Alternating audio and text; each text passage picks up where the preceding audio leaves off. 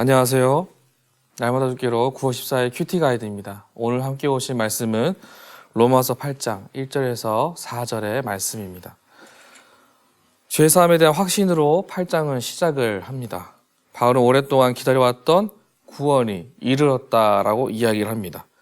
그것은 인간의 공로가 아닌 전적으로 하나님이 이루신 사건이고 일이다라는 것이죠.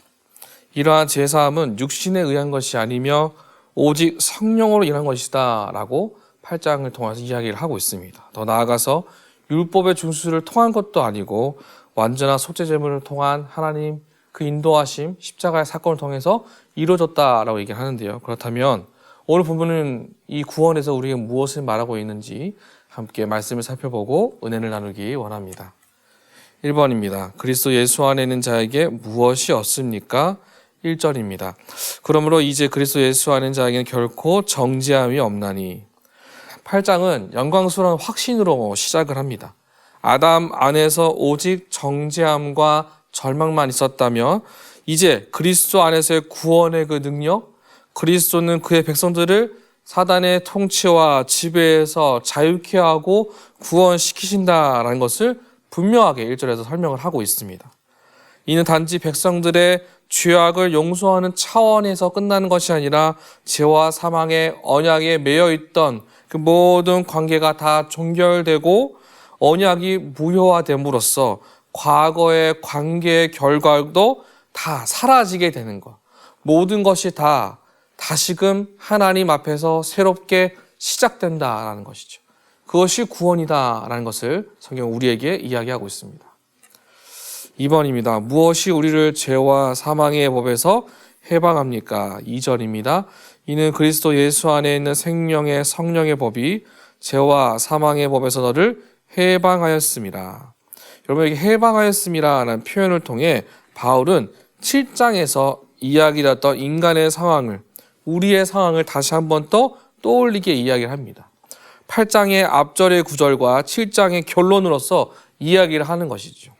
완전히 새로운 주제를 담은 구절이 아니라 이미 우리가 함께 논의하였던 7장의 이야기를 또 8장에서 한 번 더 언급함으로 인하여서 우리가 새 사람이 되었고 죄와 사망의 구속에서 해방되었다라는 것이죠. 즉 구원의 과정과 성령의 역사를 묘사하고 있다라고 볼 수 있습니다.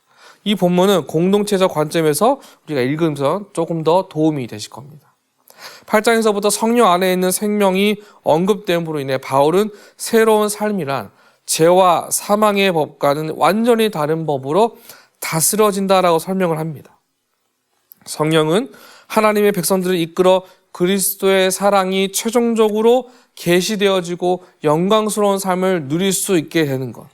이전과 전혀 다른 모습으로 살아가는 성령의 법, 그리스도의 법이 선포되어진다는 것을 우리에게 이야기하고 있습니다. 3번입니다. 하나님은 어떻게 우리에게 율법의 요구를 이루어지게 하셨습니까? 4절입니다. 육신을 따르지 않고 그 영을 따라 행하는 우리에게 율법의 요구가 이루어지게 하려 하심이니라. 기존의 해석에 따르면 바울은 개인적으로 율법의 요구가 이루어졌음을 의미합니다. 물론 이것도 바울이 의미하는 일부이지만 사실 그리스도의 죽음으로 그의 백성들이 맺었던 과거의 관계가 모두 끝났다라는 겁니다. 모든 것이 종식되어지고 새로운 관계가 시작되는 것.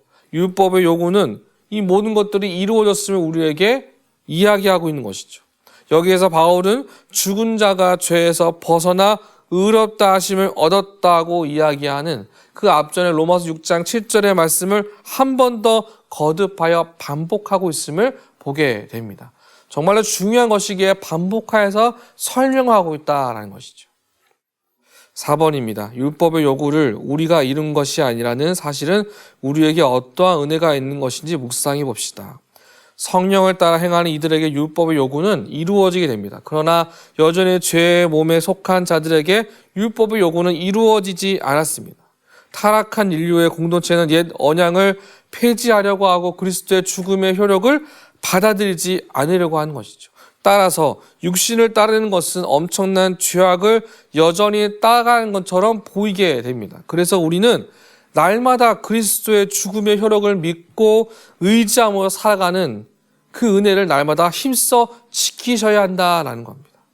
우리에게 어떠한 은혜가 주어졌습니까? 이제는 더 이상 과거가 아닌 새로운 삶의 시작이 주어졌어. 그리스도로 인하여 오늘도 살아갈 수 있는 은혜, 회개하고 자유케 되는 기회가 오늘도 주어진다는 이 사실을 기억하고 믿으며 살아가는 은혜가 우리에게 주어졌음을 성경 우리에게 이야기하고 우리가 그것을 묵상해야 하는 것입니다.